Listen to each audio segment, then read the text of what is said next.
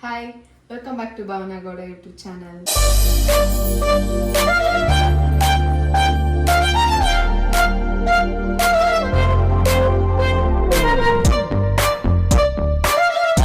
ಇವತ್ತು ನಾನು white sauce pasta ಮಾಡೋಣ ಅಂತ ಅನ್ಕೊಂಡಿದ್ದೀನಿ.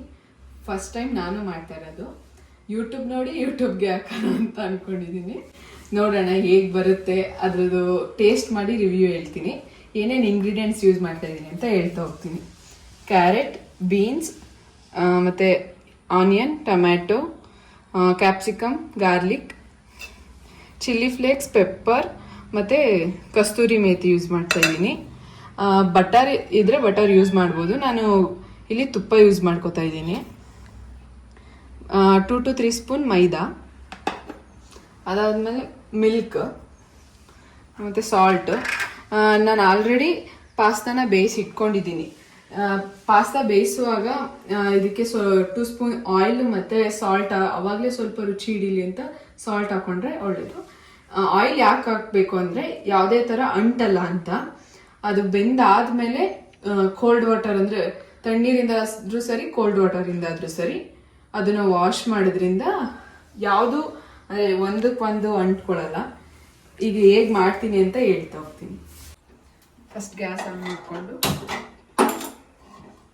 ಇದು ಸ್ವಲ್ಪ ಅಂದರೆ ಕಾಯಬೇಕು. ಅದು ವಾಟರಿಂದ ವಾಶ್ ಮಾಡಿರ್ತೀವಲ್ವ, ಅದಕ್ಕೋಸ್ಕರ. ಅದಾದಮೇಲೆ ಏನು ಮಾಡಬೇಕು ಅಂತ ಹೇಳ್ತೀನಿ. ನಾನೊಂದು 2 ಸ್ಪೂನ್ ತುಪ್ಪನ ಆ್ಯಡ್ ಮಾಡ್ತಾಯಿದ್ದೀನಿ ಇದಕ್ಕೆ.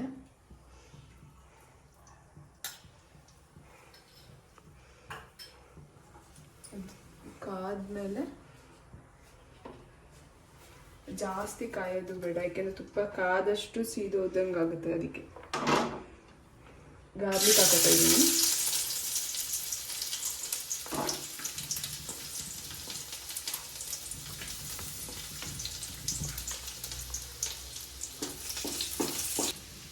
ಈಗ ಗಾರ್ಲಿಕ್ ಹಾಕಿದ್ದೀನಿ. ಸ್ವಲ್ಪ ಬ್ರೌನ್ ಕಲರ್ ಬರ್ತೈತೆ, ಅಲ್ಲಿವರೆಗೂ ಏನು ಮಾಡೋದು, ಯಾಕೆಂದರೆ ಇದೆಲ್ಲನೂ ಫ್ರೈ ಮಾಡೋಷ್ಟೊತ್ತಿಗೆ ಅದೆಲ್ಲ ಚೆನ್ನಾಗಿ ಬೆಂದಿರುತ್ತೆ.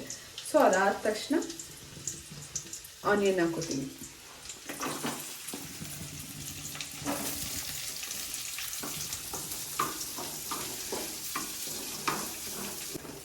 ನೆಕ್ಸ್ಟ್ ಬೀನ್ಸ್ ಆ್ಯಡ್ ಮಾಡ್ತಾ ಇದ್ದೀನಿ ಇದಕ್ಕೆ.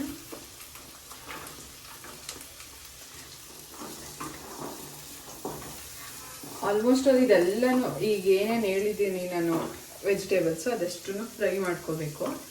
ಅದೆಲ್ಲ ಒಂದು ಮುಕ್ಕಾಲು ಭಾಗ ಇಲ್ಲೇ ಕುಕ್ ಆಗೋಗಿ ಬಿಡಬೇಕು. ಯಾಕೆಂದರೆ ನಾವು ನೆಕ್ಸ್ಟ್ ವೈಟ್ ಸಾಸ್ ಪಾಸ್ತಾಗೆ ವೈಟ್ ಸಾಸ್ ಮಾಡ್ಕೋತೀವಲ್ಲ, ಅದ್ರೊಳಗಡೆ ಆ್ಯಡ್ ಮಾಡೋದ್ರಿಂದ ಅವಾಗ ಬೇಯೋದಕ್ಕಿಂತ ಮೊದಲೇ ಇಲ್ಲಿ ಒಂದು ಮುಕ್ಕಾಲು ಭಾಗ ಆದ್ರೂ ಒಂದು 90% ಬೆಂದೋಗ್ಬೇಕಿದ್ರಲ್ಲಿ. ಅದಕ್ಕೆ ನೆಕ್ಸ್ಟ್ ಕ್ಯಾರೆಟ್ ಆ್ಯಡ್ ಮಾಡ್ಕೋತೀನಿ.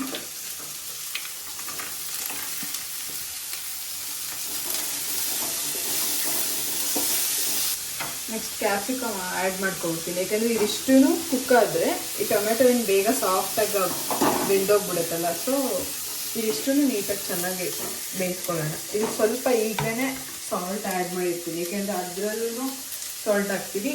ಬಟ್ ಇದೆಲ್ಲ ತರಕಾರಿ ಉಪ್ಪಿಡಿಬೇಕು, ಅದಕ್ಕೊಂಚೂರು ಸ್ವಲ್ಪ ಹಾಕೋತೀನಿ.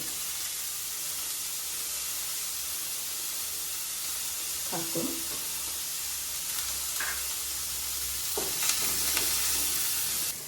Next tomato add ಮಾಡ್ಕೊತಿದ್ದೀನಿ.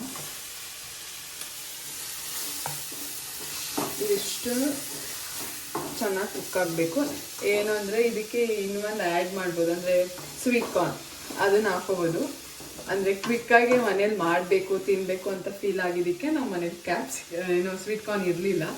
ಆಮೇಲೆ ಕಲರ್ ಕ್ಯಾಪ್ಸಿಕಮ್ ಯೂಸ್ ಮಾಡಿದ್ರೂ ಅದೂ ತುಂಬ ಚೆನ್ನಾಗಿರುತ್ತೆ. ಸೊ ಇರೋದ್ರಲ್ಲಿ ಮಾಡ್ಕೋತೀನಿ ಅಂದರೆ ಇಷ್ಟು ಸಾಕು. ಇದೆಲ್ಲ ಒಂದು ನೀಟಾಗಿ ಹೇಳಿದ್ನಲ್ಲ 90% ಕುಕ್ ಆಗಲೇಬೇಕು, ಯಾಕೆಂದರೆ ಅದರಲ್ಲಿ ಬೇಯಿಸ್ಕೊತೀನಿ ಅಂದರೆ ಅದು ಸ್ವಲ್ಪ ಕಷ್ಟನೇ. ಸೊ ಇದರಲ್ಲೇ ಒಂದು 90% ಬೆಂದಿದ್ರೆ ಅಲ್ಲಿ ಸರಿ ಹೋಗುತ್ತೆ. ಇದು ಆಲ್ಮೋಸ್ಟ್ ಮುಕ್ಕಾಲು ಭಾಗ ಬೆಂದಿದೆ. ಈಗ ಇದನ್ನು ಗ್ಯಾಸ್ ಆಫ್ ಮಾಡಿಕೊಂಡು ಇದು ಒಂದು ಸೈಡ್ ಅಂದರೆ ಒಂದು ಬೌಲ್ಗೆ ಎತ್ತಿಟ್ಕೊಬಿಡ್ತೀನಿ.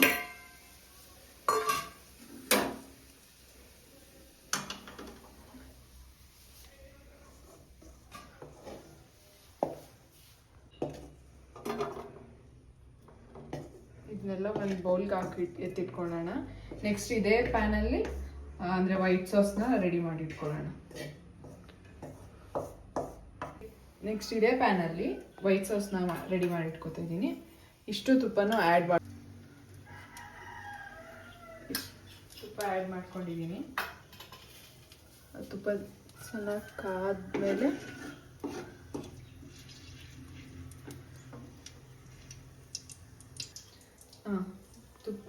ತುಪ್ಪ ಕಾದಿದೆ. 1 2 ಸ್ಪೂನ್ ಮೈದಾ ಆ್ಯಡ್ ಮಾಡ್ಕೊತೀನಿ. ಬೇಕು ಅಂದರೆ ಮತ್ತೆ ಆ್ಯಡ್ ಮಾಡೋಣ. ಫಸ್ಟ್ 2 ಸ್ಪೂನ್ ಯೂಸ್ ಮಾಡಿ ನೋಡೋಣ ಅಂತ. ಇದು ಚೆನ್ನಾಗಿ ಗಂಟಾಗ್ಬಿಡುತ್ತೆ. ನೆಕ್ಸ್ಟ್ ಇದು ಮಾಡಬೇಕು.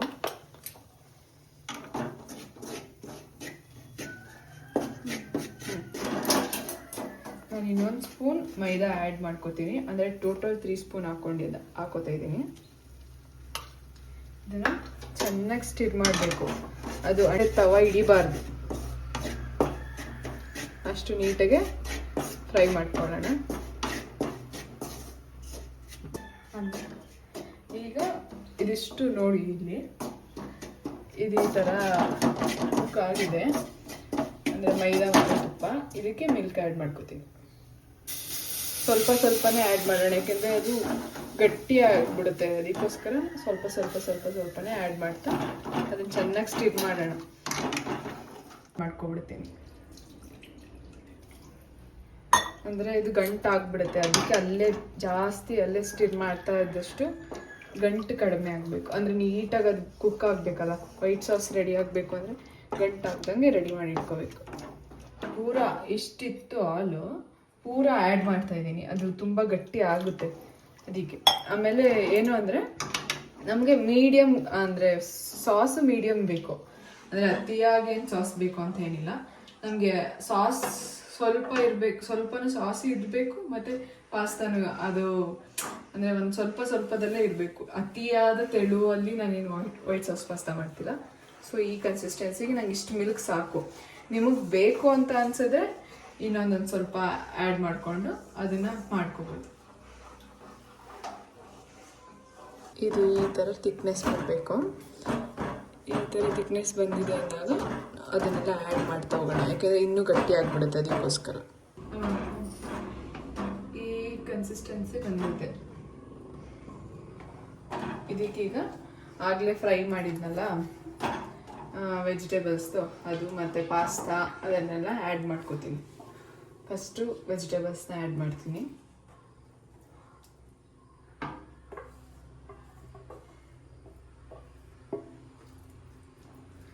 ಈಗ ಅದರೊಳಗಡೆ ಪಾಸ್ತಾನು ಆ್ಯಡ್ ಮಾಡ್ಕೊಬಿಡ್ತೀನಿ.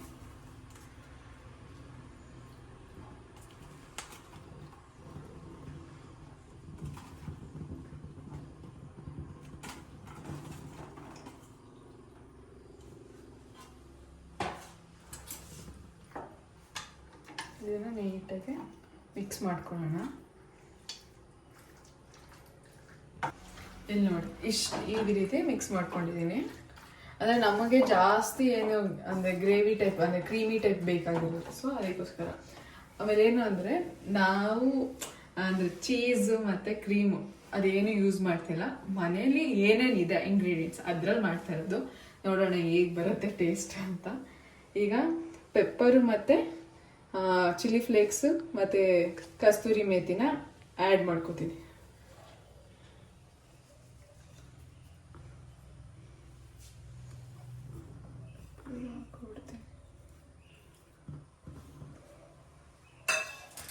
ಇದು ನೀಟಾಗಿ ಮಿಕ್ಸ್ ಮಾಡ್ಕೊಳ್ಳೋಣ.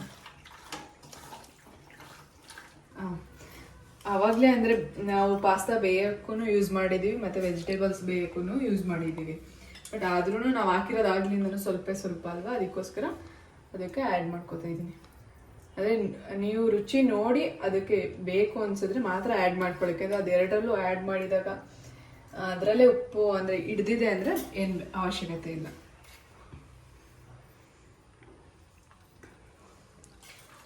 ಇದನ್ನು ನೀಟಾಗಿ ಮಿಕ್ಸ್ ಮಾಡಿಕೊಂಡು ಈಗ ಒಂದು ಪ್ಲೇಟಿಗೆ ಸರ್ವ್ ಮಾಡಿಕೊಂಡ್ರೆ white sauce pasta ready.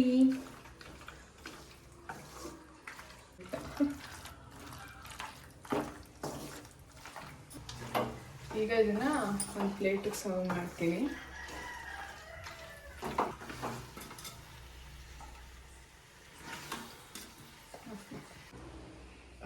White sauce pasta ready ಇದೆ.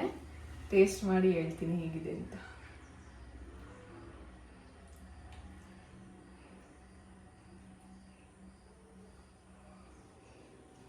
ಚೆನ್ನಾಗಿದೆ.